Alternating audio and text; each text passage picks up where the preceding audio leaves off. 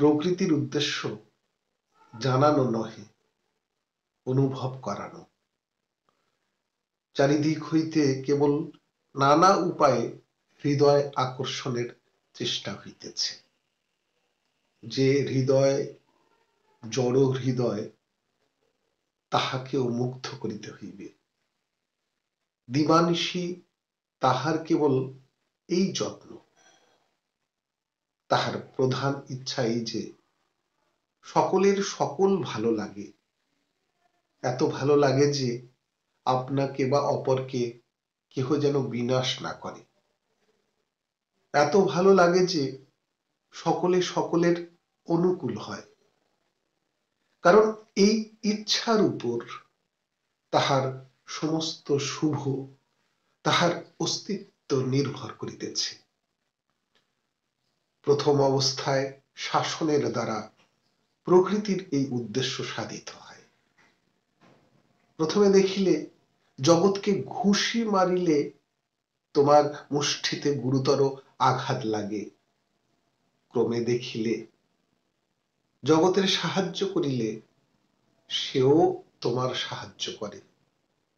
এরূপ শাসনে, এরূপ স্বার্থপরতায় জগতের রক্ষা হয় বটে, কিন্তু তাহাতে আনন্দ কিছুই নাই। তাহাতে জড়ত্ব ও দাসত্বই অধিক।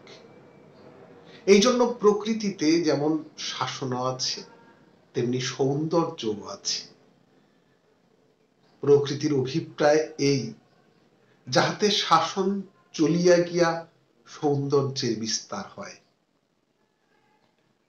শাসনের রাজদণ্ড কাড়িয়ে লইয়া সৌন্দর্যের মাথায় রাজছত্র ধরাই প্রকৃতির চরম উদ্দেশ্য। শাসনের রাজদণ্ড কাড়িয়া লইয়া সৌন্দর্যের মাথায় রাজছত্র ধরাই প্রকৃতির চরম উদ্দেশ্য। প্রকৃতি যদি নিষ্ঠুর শাসন প্রিয় হইত, তাহা হইলে সৌন্দর্যের আবশ্যকই থাকিত না। তাহা হইলে প্রভাত মধুর হইত না, ফুল মধুর হইত না, মানুষের মুখশ্রী মধুর হইত না। এই সকল মাধুর্যের দ্বারা বেষ্টিত হইয়া আমরা ক্রমশ স্বাধীনতার জন্য প্রস্তুত হইতেছি। আমরা ভালোবাসিব বলিয়া জগতের হিত সাধন করিব। তখন ভয় কোথায় থাকিবে? তখন সৌন্দর্য জগতের চতুর্দিকে বিকশিত হইয়া উঠিয়াছে। অর্থাৎ আমাদের হৃদয় কমল সায়ী সুপ্ত সৌন্দর্য জাগ্রত হইয়া উঠিয়াছেন।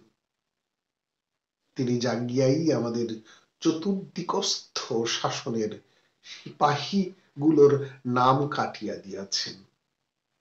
জগতের চারিদিকে তাহার জয় জয়কার উঠিয়াছে। রবীন্দ্রনাথ ঠাকুর লিখছেন, আলোচনা অংশে মূল বিষয় সৌন্দর্যের কাজ। ধন্যবাদ।